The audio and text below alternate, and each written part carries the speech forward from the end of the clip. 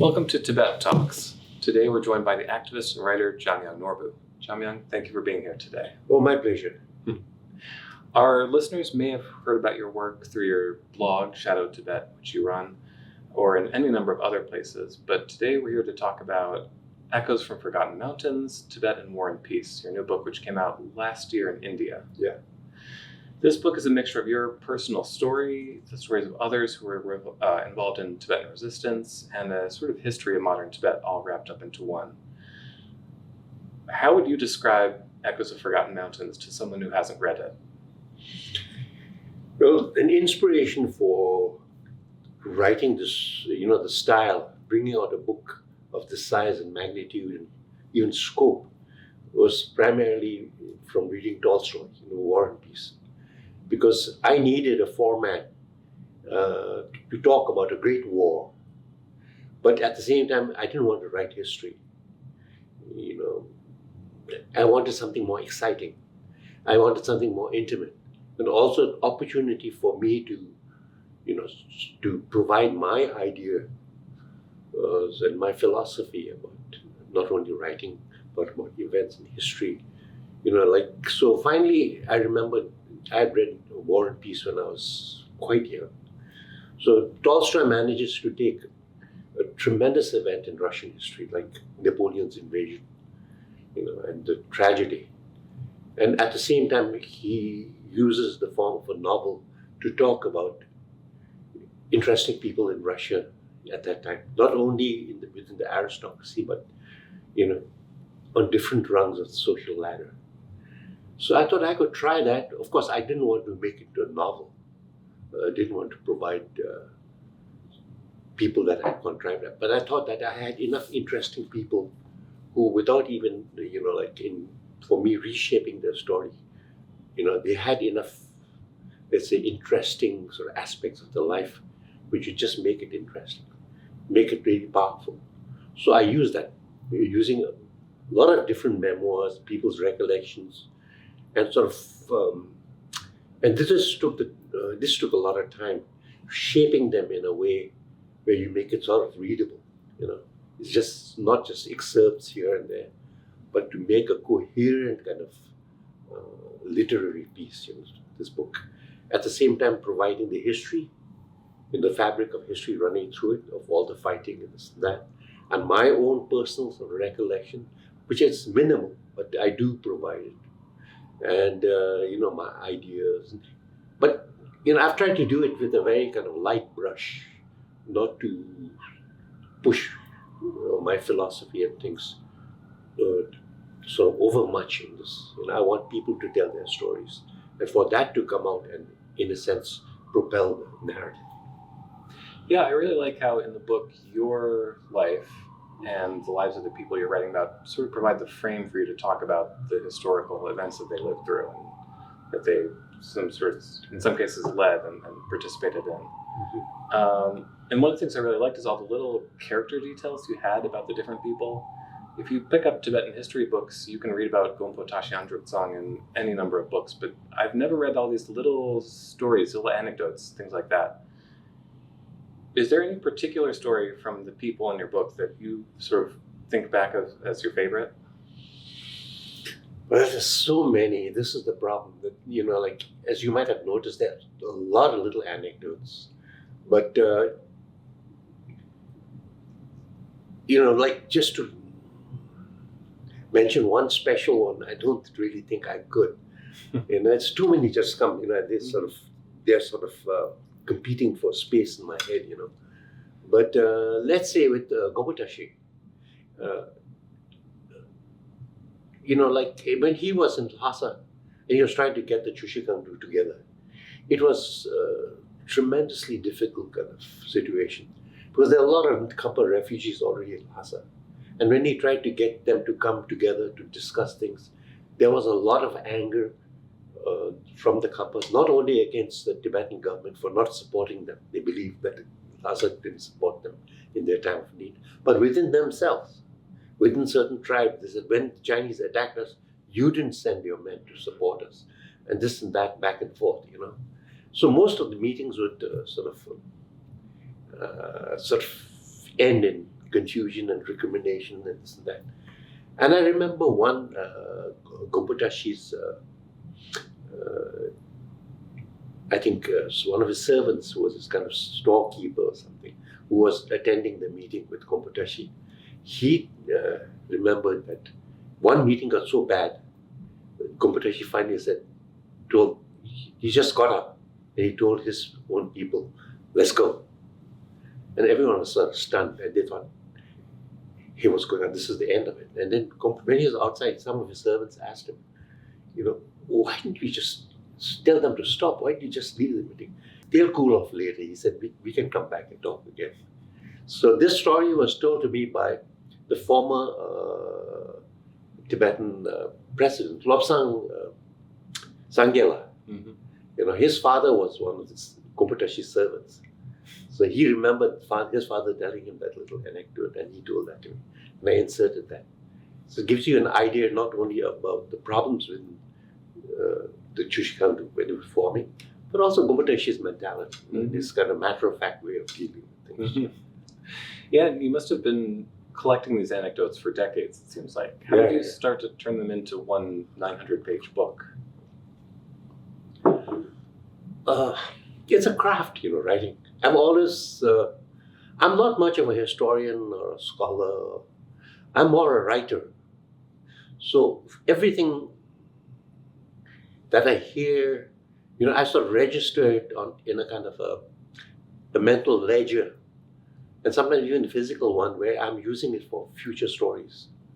And then you play around with it, It takes time. Mm-hmm. And that's why the problem with this is it took a long time, because you're not happy with one chapter. You think something's missing there.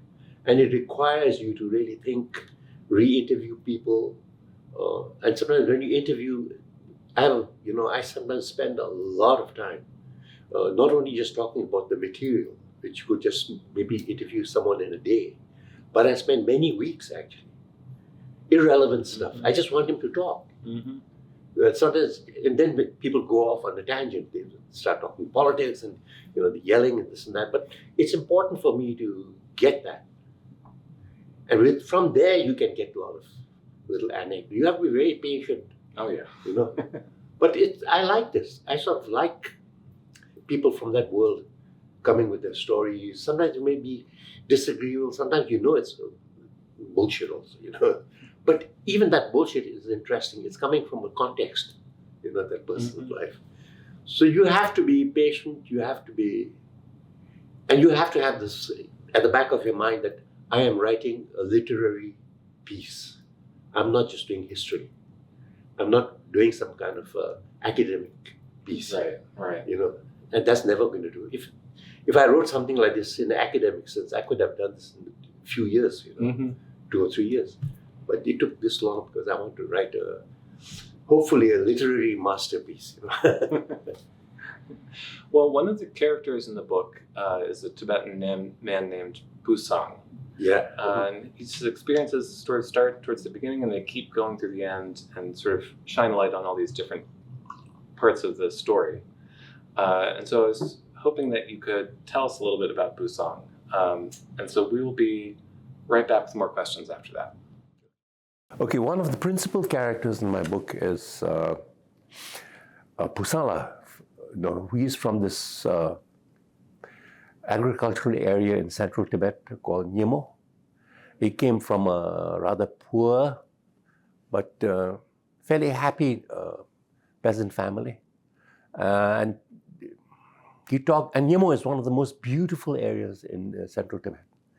Told to me by other people who traveled through it, But Pusala had the tragedy in his family was his father didn't want to be a peasant and left their family and went to be a carpenter in Lhasa, where it pays much more, and you're not under kind of your feudal lord. And his mother couldn't carry on with paying their taxes back in Nyemo, and they lost their land. And Pusang and his mother ended up being servants to the Thumpa family in Lhasa. And Pusala felt that this was a grave injustice that was done to him. And his mother, they suffered. Finally, I think his mother couldn't handle it anymore. She took her youngest daughter, baby daughter, and left Pusang with the feudal lord there in Lhasa. So he felt this injustice tremendously, and so when I questioned him about this and why he had actually later became not only a Tibetan soldier in the Tibetan army, but who had fought against the Chinese and later was a guerrilla fighter, partisan in eastern Tibet. He had been trained in Camp Hale here in the United States by the CIA and airdropped in the last and the most disastrous mission that took place inside Tibet. And all his comrades, people in his team were killed. And he tried to bite into his poison capsule. But before that, a Chinese soldier knocked him on the head with his rifle and captured him. So I asked him why he made all these sacrifices for a system which was unfair to him when he was a little boy. And he said quite clearly that basically he never bought the Chinese kind of propaganda about them coming to liberate Tibet. He said he knew they were going to take the stuff. He was very kind of a hard sort of person in a way, very practical, And he said, yes, things were really bad in Tibet. But he said it was worse under the communists. He said so many of his relatives had died. Even he had 2 children later on, very young children who died during the famine. And he said he never bought into their kind of propaganda at all. So he was a very sensible, but in a sense, tough guy. But he was also very cosmopolitan, because after he left his village, he was raised in Lhasa as a servant to his master there. And in Lhasa, he turned out to be a real a kind of playboy, street fighter, and until to a point where finally, like, his master put him in the army. And then from the army, he was recruited as, because he was young, and with other young students, young recruits in the army, they were sent to the Lhasa Mensikang, the Lhasa Astromedical Center, to train as doctors for the Tibetan army. So it requires, I think it took them 8 years for full training in medicine. So then he became a doctor. And finally, like, he was involved in the 1959 uprising. And he is the one person who actually gives a detailed kind of account of the uprising. There are very few accounts left now. And I found his account to be really credible. And he fought right in the center at the Tuglakang, the Jokang temple. He was right there. And he made an escape with some of his comrades when finally the whole opposition was falling apart, when the Chinese bought in tanks and things. But he finally managed to get out to India and again wanted to fight, and then the CIA recruited him. And then he joined one of those airdropped guerrilla teams into Tibet, where, as I told you earlier, he was involved in this real tragedy where many people were killed, And he was imprisoned for 20 years.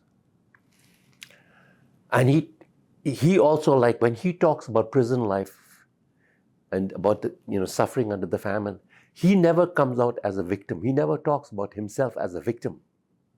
He always tries to see things in a way where he is also a player. Although he suffered tremendously, he's always trying to tell you what kind of opposition he managed to put. Even if it was ineffectual, he still did something. So he started on a hunger strike in prison, and all the other prisoners are saying, "Are you crazy? We are dying of starvation, and you want to go on hunger strike?" But he did, till the Chinese finally stuffed in the tubes through his nose down into and pumped, like some stimulant into him. But when they pulled it out also, the cartilage and blood and everything came out from his nose. And he talks about it very matter-of-factly. He never once thought of really giving into what the Chinese were demanding of him. So finally, in the 1980s, when the Chinese wanted to talk to Dharamsala, to His Holiness, and to ask Tibetan exiles to return, they freed a lot of the prisoners. And he was one of them. He wasn't immediately allowed to leave from Lhasa. But then he talks about how the Chinese actually use these prisoners. And this is something that I have never heard from any other prisoner that I interviewed. Most people, and I don't blame the others, were so wrapped up in their own suffering and their anger. They never seemed to have understood the scenario in which they were, that the Chinese were using them, for propaganda reasons. But Pusang has wonderful stories about this. How fake it all was. The Chinese through administration Lhasa threw this huge party where they took all these prisoners and then toasted them. And he said, we never drank a drop of alcohol in prison for 20 years, and here they were asked to knock it back. And the Chinese were calling him comrades and this, but he was never fooled by all of this. He was the sort of personality, whether it was things were going well or whether things were going terribly, he managed to observe what he was inside it, what he was participating in. And so finally he managed to get out and even to meet his mother who had left him when he was a little boy. And it's one of the saddest stories, And if you get to that part, it'll be interesting. It's like they play a little game also. He knew it was her, but he never introduced himself directly. He saw this old woman side of a village carding wool, and he asked her these sort of very subtle questions. And I was trying to tell him, why didn't you just say, I'm your son? No, but he had to do it in his own way, But he met a lot of his other relatives. And finally he managed to get out into exile, and he met His Holiness. And people had told His Holiness that this was and he was well known even to the Chinese, because he was one of the few agents trained by the CIA that the Chinese had captured. So he was a VIP prisoner. So His Holiness even knew about this. So His Holiness said, here is the spy of the reactionary elements of the feudal government, Pusang, you have come. And so Pusang said it was a joke that the Dalai Lama was having with him. But they had a very long conversation. And at that instant, I think His Holiness showed this tremendous compassion for him. Like they talked for about 3 or 4 hours, late into the night. So by the time, like His Holiness finished talking, a lot of His Holiness aides had already left. So he couldn't find his way out, So it's like, that last story is about also like his life things didn't go even well all the time. And even with this meeting with the Dalai Lama, His Holiness had to find the door and open it out for him and, see him out because there was no one else there. It was kind of, it is typical of his world. I sort of liked him so much for that. And, and he was someone who always sort of really stood staunchly for Tibetan independence. He was one of the few people actually in Dharamsala within the administration. Like he was later recruited into the Tibetan Security Office. So he was talking about Tibetan independence all the time, even among all those people. And he was the exception, because he was a special person. So yeah, he served the Dalai Lama, well into the end when he died in the 80s, So I met him just before he died, but he managed to, send messages out to his few relatives left in Tibet, and he died quite well, actually. Yeah, and I'm glad to say. All right, thank you very much for telling us that story. Here at the International Campaign for Tibet, we've been pushing for a bill called the Resolution Tibet Act. Mm-hmm. Do you have any thoughts on that bill? Well, I think it's a very important bill, and I completely support. I think it's Senator, what's his name? McGovern. Yeah. The others who are promoting it. I met him once in New York, and I mentioned my appreciation of this. But I think what you guys are doing on this is really important. This could change things, and I think it's really important to push it from different directions, and essentially to bear in mind that what we are pushing for is the question of free and independent Tibet. You know, you shouldn't. I don't think it should be watered down. You know, so in that context, I thought of offering my kind of support for this. I sent some pamphlets with Tenchila last time. I think I mailed it to her about the independent Tibet facts. Mm-hmm. That's actually a compilation, but I have much more. So even if we have to bring this out in many different ways through little facts that come together like a jigsaw puzzle, then you see, wow, Tibet was an independent country. But there are so many little factors that come into it. And I think you really need material on this because there's so many people in academia, at least there was before, who always dismiss the question of Tibetan independence. They start talking about de jure, de facto, you know, sovereignty, suzerainty, and all those are kind of, you know, like, for me, these are like sort of irrelevant words. The reality is, you know, in a system where you had basically China was an imperialist power, and at the same time, China itself was suffering under Western imperialism. It was conducting its own imperialism in Tibet, Eastern Tibet, starting from Eastern Tibet into Tibet proper, you know, invading Tibet. So now, actually, when you talk of Western imperialism in Africa and India, all these places, if you start talking about suzerainty and try to bring that into the present context in which, where, you know, let's say that imperialist power is dealing with its, let's say, previous colonial subjects, people say this is rubbish. This is, it's in the past, but only the question of Tibet, people still talk, they use an outdated sort of legal term like suzerainty, you know, which is completely outdated. But even Western academics, American academics don't seem to have any hesitation when they use that word. So I think all these things have to be argued out. Of course, you're doing the larger sort of work and trying to get this into legislation. But it's not only the legislation. You know, I think we have to be able to intellectually show the world how Tibet was independent.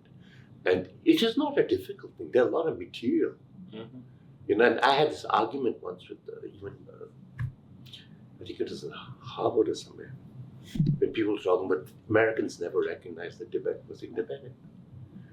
You know, and I just had to raise my hand and say, look,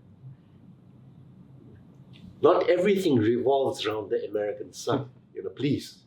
I said, before America existed, before it was discovered, you can find Tibet in the first Western globe that was created for the Emperor of Austria, before Columbus discovered, you know, America.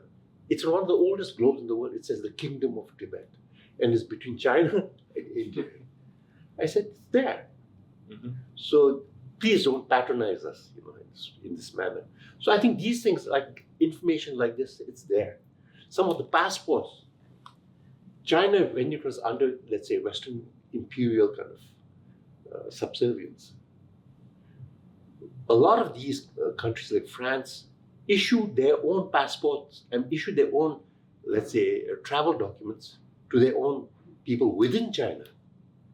I saw a travel document issued to French priests who were traveling to Yunnan in Tibet, you know, Tibetan place there, where they had converts. And still there is sort of Catholic converts in the area. And that was, a travel document was signed by the French consulate in Beijing. In Tibet itself, at the same time, no Westerner could come into Tibet without an official passport issued by the Tibetan government with Tibetan government seal. Even Chinese who came in, even the Kuomintang leader under, you know, the, let's say, the nationalist representative in Lhasa, when they came from China with his kind of team, they needed a Tibetan passport, which their, you know, one of their servants had on a stick, and they carried it before they came.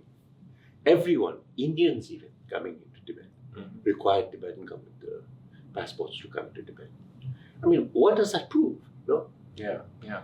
It's and you think about it, like it goes with, Tibetans have one passport that they always boast about, that Shakapa, the historian, carried with him when they traveled in the West, which was in the 1930s.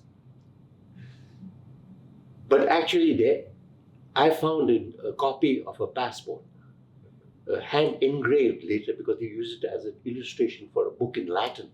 It's an old Latin text talking about the writing systems of different countries. And they had copied an old Tibetan passport. Because, in the old days, you couldn't take a photograph. If you wanted an illustration, you had to hand engrave these things in the metal and print it. And it's a passport issued during the time of the 5th Dalai Lama by his prime minister to an Armenian merchant who wanted to come to Lhasa. And Lhasa, there was a small Armenian community of traders and merchants. So then you think about it, and that's way back, 15th century. Yeah. And also all the Everest expeditions that took place, except the last one took place from Nepal, where they climbed it. All the previous expeditions, they traveled under the passport issued by the Tibetan government, right from the 1920s. 4 expeditions with separate passports, and I have copies of those. So all these things, in a sense, I think, so important for us to bear in mind when we bring them into a project like what you guys are doing, to help Senator McGovern push his bill through. And if I could be of any help also on this, I'd be glad to. But yeah, I think it's really important. Absolutely. Jamyang, I know you've written a number of books in the past. Can you tell me about your earlier works? Yeah, beside my sort of, let's say, blogs, things, and political writings, which just now I have a collection of about 5 books through the years that I've written. But I hope 3 have been published, but 2 or more ought to come out in the next few years. But I've also done, let's say, I've written fiction, like The Mandala of Sherlock Holmes, which was really a big success, unexpectedly so. I did it out of love of the genre. I was a great Sherlock Holmes fan, and great fan of Kipling. This Kipling kind of is based on a Kipling world in which Sherlock Holmes comes in. And it was successful in India first. With HarperCollins. In India, it was a big seller. It even won the Indian kind of equivalent of, let's say, the Booker Prize. So yeah, it was quite a generous kind of prize also, which the president of India sort of gave to me. But then it got the British heard about it. They picked it up. And the original publisher of Sherlock Holmes, which is the oldest publisher in Britain, John Murray. Wow. Really old. He asked me if I could come. I was living in Scotland at the time. So he asked me to drop over. He was really ecstatic about it. He said, they never published any Sherlock Holmes pastiches written by other people, because they were the original Sherlock Holmes publishers. But he said he and a number of his editors had read it, and he said the quality of my writing was so kind of authentic, these Sherlock Holmes, that they had to publish it. And he had also published, Lord Byron, and Tennyson, Wordsworth, a big name, and even Darwin's, Origin of Species, he had published. So, they had a big event. It was, I didn't realize, my Indian publisher just published it and then handed me my royalty check. These guys held a big party. They had members of parliament who were in Sherlock Holmes, some kind of organization within the parliamentary committees, I don't know. And good champagne and everything else, and a big thing. So I was really pleased, it's something that, it's important for me, even personally, because of the author, how I feel towards it. So Then also it got translated into about half a dozen or more languages. Last one being Vietnamese. But in India, it's always, even now, it's selling. They've never, it's, with books that you publish, generally it's a couple of years and then it's over. This one's been going on since 2002 or whatever. So, and you get royalty checks even now. So it's been very, very good for me. But I've also written even earlier about the Tibetan resistance fighter. Mm-hmm. That was one of my first books that I wrote in 1977. It's called Warriors of Tibet. And that also seems to be doing quite well. But I wrote a lot of plays. I think I wrote about 8 or 9 plays that performed in the Tibetan Institute of Performing Arts, besides short stories and things. So yeah, I've been fairly busy with this. Mm-hmm. But the Mandala of Sherlock Holmes has been the most kind of, sort of productive in some ways for me. Yeah. So for our listeners, it's available wherever fine books are sold? I think you can get it on Amazon. There's an American edition published by Bloomsbury America. It's in paperback. You can get a number of different editions actually on Amazon. So, and you might also find it in secondhand sort of, thing. It's quite old now. So, but yeah, it's still there. It's very satisfying for people if you love that sort of thing. That literature, if you love that literature, you find it satisfying. That sounds good. So with the book out now, what's next for you? What are you working on now? I'm having problems with just pushing this at the moment, So I am working on a few small projects. I'm doing a book of ghost stories, Tibetan ghost stories. Is that Nian, or is that a different type? No, just, the Tibetan world, I mentioned this. The realm of, it's not only just ghosts, there are demons, there are oracles, there's also like what you call Nyen. Nyen is one type of demon, and then there's also like all the, deities like Tsimara, and even like Nechu, the Tibetan government kind of, the oracle that you use. Then there's of course the naughty one, Shukden, all these are part of that whole pantheon of not only spirits, but and then there are stories surrounding all of them, and some of them are very interesting. So they would make a really lovely sort of, let's say, stories in a book. Lafcadio Hearn, have you read him? The person, he's an American Greek who traveled to Japan just before in the Meiji period. And Japan had lost touch with a lot of its culture at that time. They were trying to be so modern, and they were giving up on their stories and even on their own sort of culture. So he fell in love with Japanese culture, and he collected a lot of their stories, especially their ghost stories, stories about insect collecting and stuff that the Japanese, they love. And he wrote them up. And the Japanese still, even now in their school, those are important textbooks for the young Japanese children. He's a very important person in terms of restoring Japanese culture. So he wrote a book called Kwaidan, Stories from Ghostly Japan. So I'd like to do something like that. Look forward to that too, then. Yeah, it'll take a little while, But yeah, I hope to do that. Yeah. All right. Well, thank you so much for being here, Jamyang Norbu. Thank you for everyone who's tuning in. We'll have more Tibet Talks later.